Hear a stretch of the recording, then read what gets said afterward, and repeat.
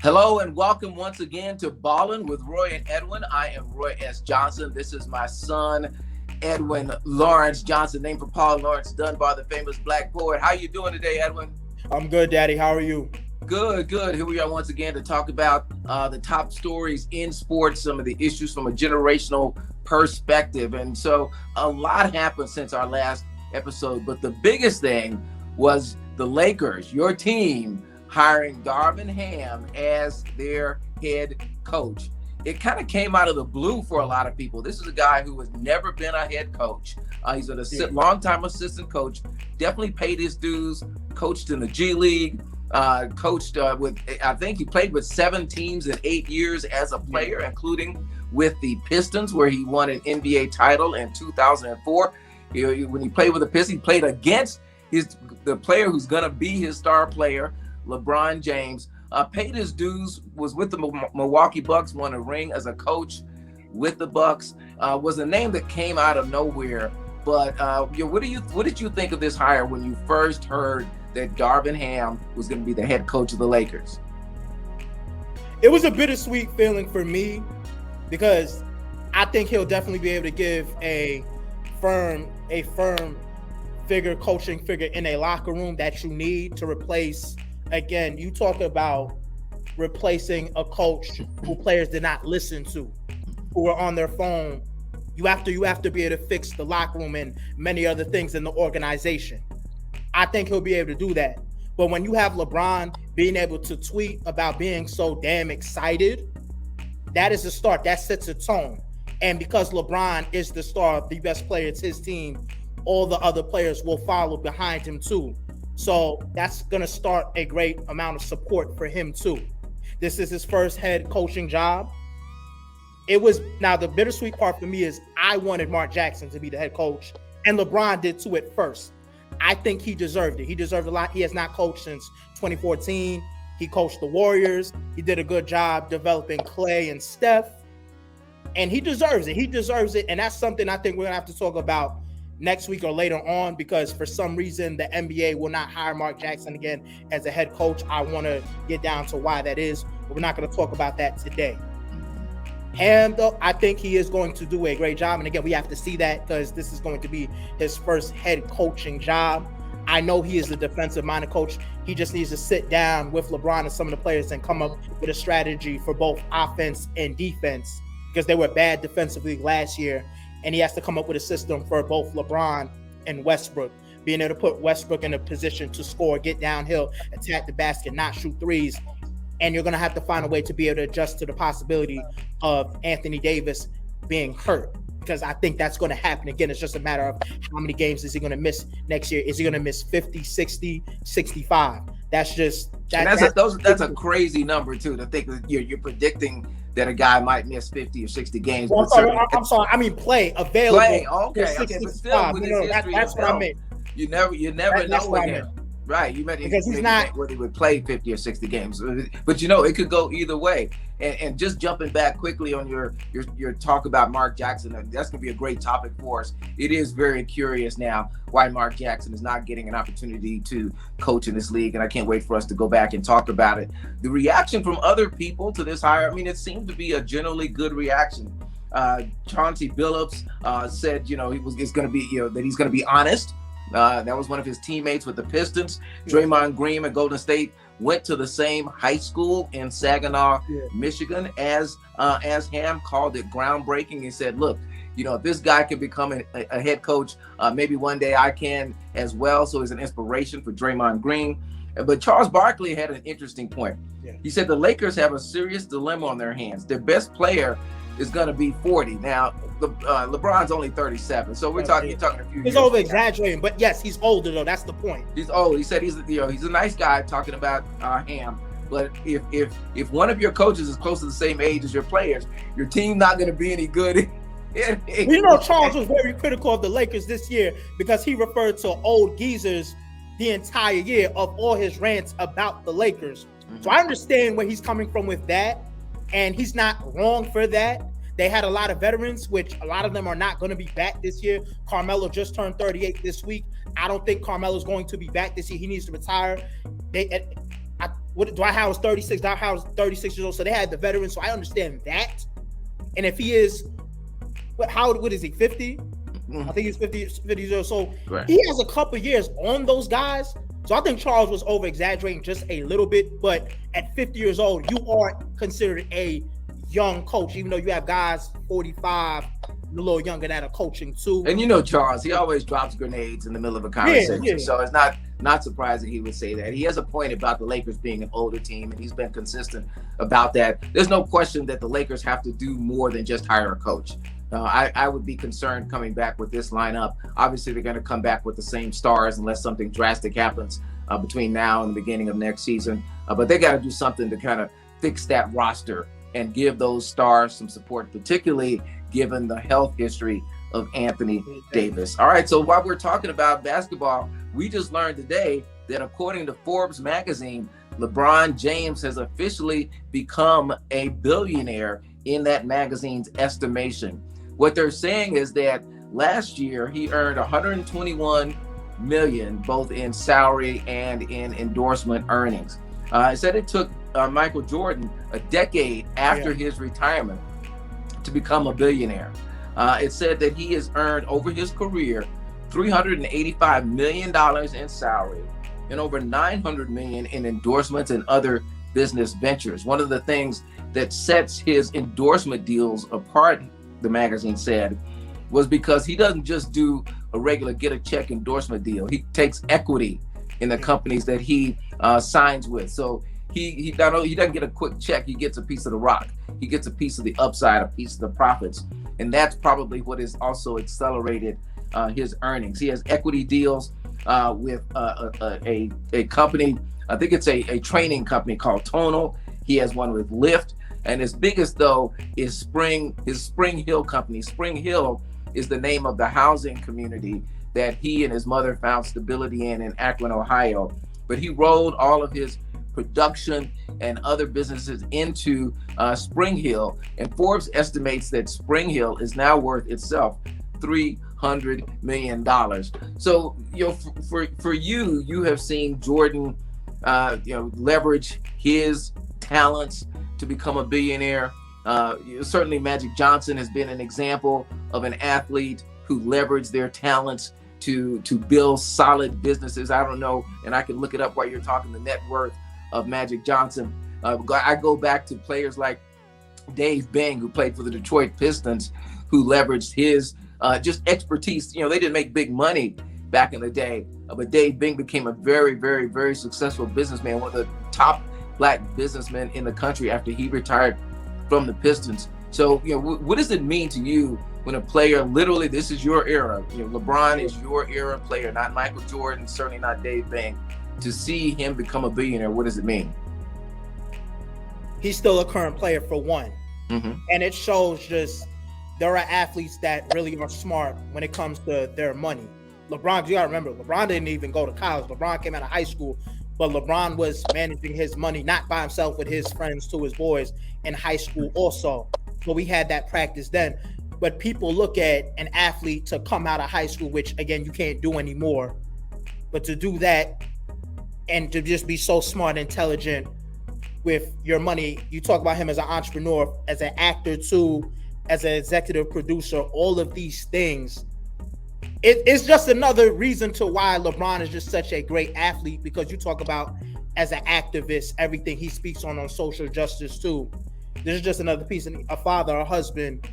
He is a role model. He is a role model, somebody that you would want your kids to look up to, but to not just spend it on cars, on houses, on jewelry and other things, to just be smart with it to get to this point. He doesn't need basketball. He loves basketball. He made his career. His goal was to make sure his mom was happy. That was his long-term goal, and he did that. His dream was to go to the NBA. He accomplished all of that. Mm-hmm. And he has 4 championships. He wants more. He wants to be the greatest player of all time. Arguably, he is that. Between him, Jordan, and Kobe, you can say otherwise.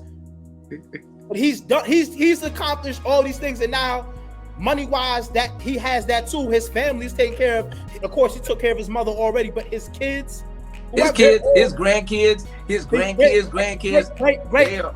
they are all good. Yeah. I think certainly he stands on the shoulders of a lot of the players and athletes that we mentioned. Also, in your era, but maybe a little bit not. Tiger Woods is another athlete who leveraged his skills, his athletic skills, in a way to not just become rich, but to build enterprises, to build a brand. So LeBron stands on the shoulders of a lot of great athletes. Shaq's another one. Absolutely. Another one. He was the first one I saw too. And all these guys are great role models for other athletes, for young athletes, to show that, to balance out the story and the reality that almost half of professional football players, for instance, become bankrupt within 3 to 5 years after their retirement. Yeah. That was easier back in the day when contracts were not guaranteed, when they weren't making millions upon millions upon millions.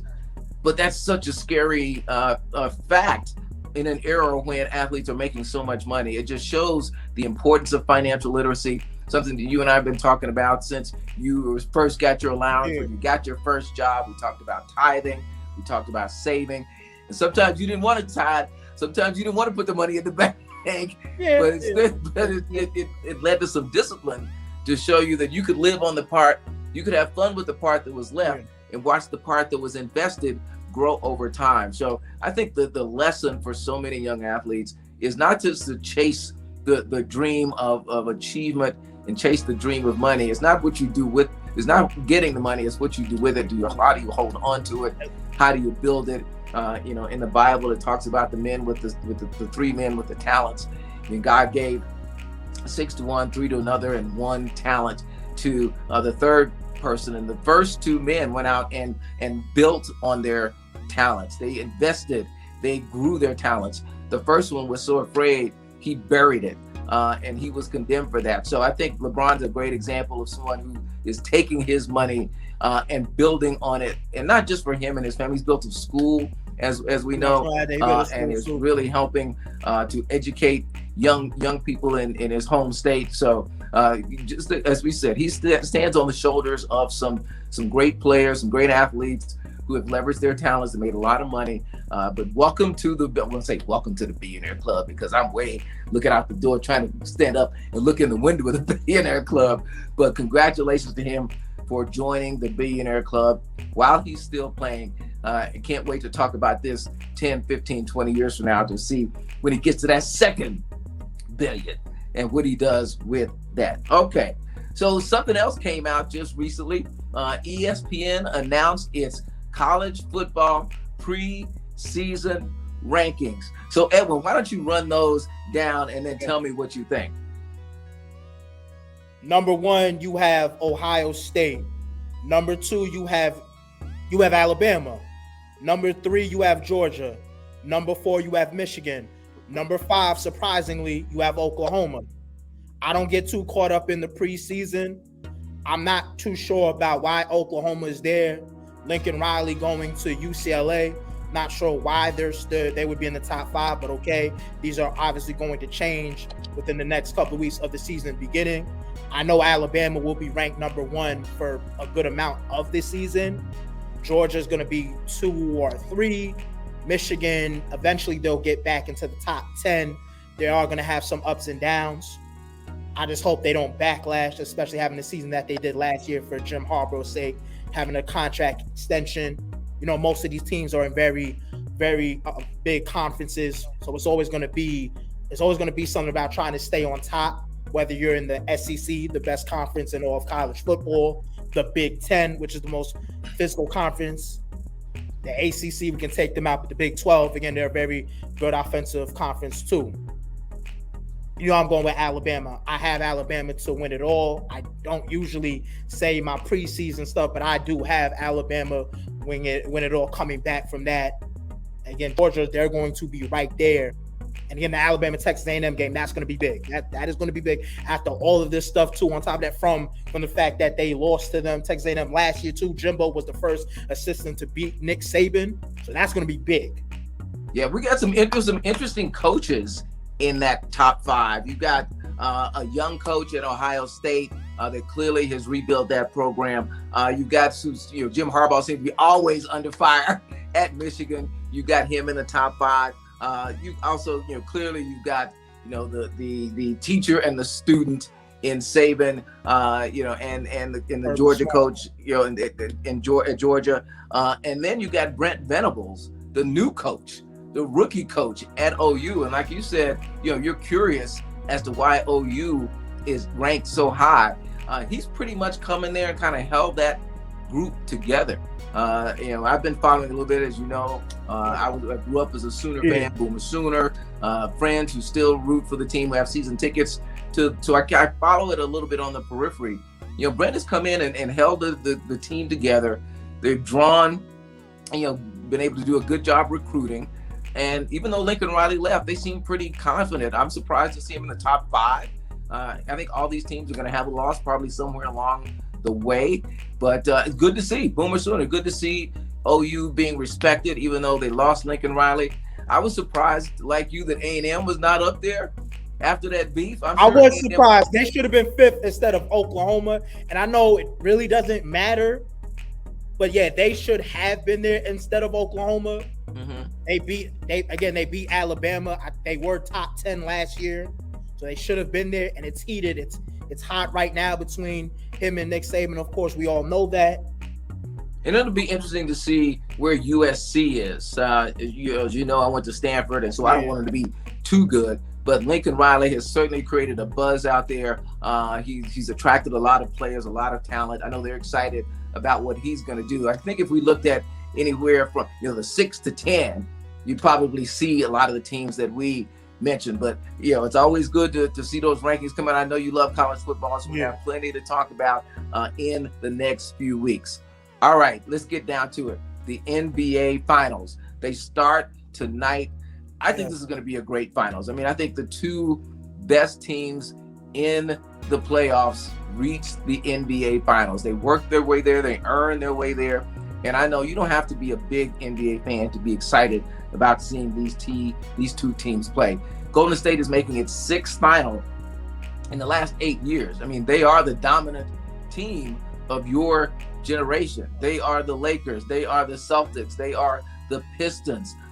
They are the 76ers. They are that team in your era. But they've got their veteran stars, but they've got their young players like Jordan Poole and Andrew Wiggins that a lot of people don't talk about, but they've really given some boost to the guys, with the Canes, the old guys on that team. And Boston is making its first appearance in the finals since 2010. And of course, they're led by young stars Jason Tatum and Jaylen Brown. So, I love this lineup. I love this matchup. What do you think, Edwin? Just start talking about it, and then we'll get to our predictions at the end. The Warriors have never faced a team like Boston. Cleveland, even when Toronto beat them too with Kawhi, they never played a team that has the number 1 defense that beat up Kevin Durant in the first round and swept them. Mm-hmm. So this is not going to come easy. They're going to beat Steph up. They're going to beat Clay up. They can match. Draymond can match the physicality, yes. They've never played players that are both 6'8", that can play the wing, that you have to be able to guard the wing and stop from getting to the basket. LeBron was a great driver of the basketball. We all know that. But these guys are young. They are inexperienced. You can talk about the experience. We always can put that as a big factor. That's going to be a big thing. They're going to show some mismatches too. But to come in knowing we're physical, we're going to make Steph and Clay very uncomfortable, to get them out of their rhythm, get them out of their shot. That's going to be a big thing. Andrew Wiggins and Poole, those young players, they're definitely going to have to step up, and they're going to do so. They did it the entire season, the entire playoff. They're going to be able to make shots. They're going to be able to score. They're going to play defense too, because Golden State has always played very good defense too. We can't count that out. Mm-hmm. They're going to play zone. They're going to be able to switch Draymond on Tatum and Brown. They're going to be able to do that. Clay plays great defense as well too. So it's going to be a back and forth, probably the first couple of games low scoring, then somewhat high scoring too. Everything these teams are going to get is going to be earned. Everything is going to be tough. My prediction for the wait. Let's wait for predictions. Let's wait for predictions. let me jump in. So just to remind people, during the regular season, these two teams split their games. They weren't really games that gave us too much to look at and try to judge what this is going to be, because both teams had significant injuries. People were out for both games, and each team won on the other's home floor. So I think that's telling. I think when you get to the NBA Finals, home court advantage matters. It always matters in the seventh game most. So but because I think either team's going to win on their home floor. I don't think their teams are going to hold court and all win on their home floor. But Golden State has the most frenetic offense in the league. They know how to move players around and get them out of position so they aren't able to just build a wall around the basket. But it's interesting. Someone mentioned to me today that they think that big men are going to be a factor, even though the game has changed and the idea of a big man in the NBA is much different than it was during the era I watched, when you had big men. You had a Moses Malone, you had an Akeem Olajuwon, you had a Patrick Ewing, you had true back to the basket centers. Even if they had turnaround skills, you had Kareem Abdul-Jabbar.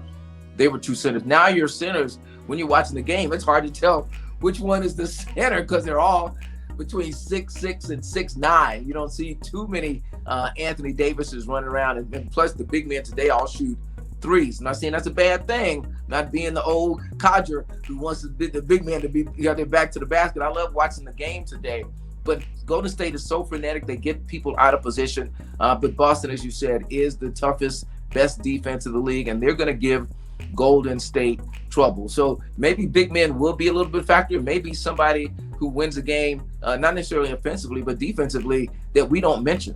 This is when the role players kind of jump in every once in a while, right? Somebody comes out of nowhere, has a 15-12 game, 15 points, 12 rebounds, maybe gets a big block at the end. So I'm looking forward to not just seeing Steph Curry, Klay Thompson, Draymond Green, seeing Jason and seeing the stars play. I want to see who steps up on this stage and takes the spotlight, maybe for a game or two, but maybe creates a pivotal play that might just transform the series. Yeah, big men are going to be a factor because Golden State has trouble with big men. Robin Williams, again, he's the shot blocker, which adds another piece to the defense. But if they're able to attack the interior, attack the paint, that is what's going to keep them in the game. And that was a part of the thing, the criticism for Memphis against Golden State. If you have your big man, again, what's his name? Steven Adams was out for most of that series, but when he came back, he was going back up with rebounds. If they were able to attack paint as opposed to just shoot threes, which you can't beat them, and Boston knows they're not going to beat them by shooting threes. They're going to attack the basket. They're going to go for the mid-rangers. They're going to be able to play the right way, defense, getting to the basket also. But they know Golden State's weakness is the interior. So if the big man can get in there, give them that trouble, that's what's really going to keep them in that game, in the series. Okay, prediction time. Who you got? Now Golden State or Boston, and in how many games?